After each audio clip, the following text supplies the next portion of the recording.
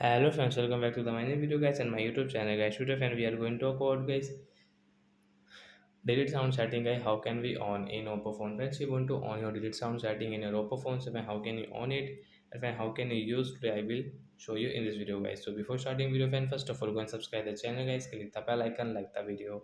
So first of all guys, open your phone setting guys. After on phone setting guys, scroll it. Friends, click on sound and vibration setting guys. Tap here. Then guys, scroll again. Friends, you can see guys your mouse sound and haptic guys, tap here. Friends, you can see guys your delete sound setting, so I will on from here.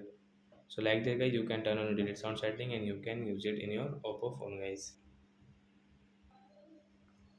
So friends, I don't have any extra app which can I can delete, then guys you can listen guys your delete sound setting. So but guys, you want to on your delete sound in your Oppo phone, so then you can on it. So that's it guys, thanks for watching the video. Bye guys, we will meet on the next video guys with new topic. Bye friends.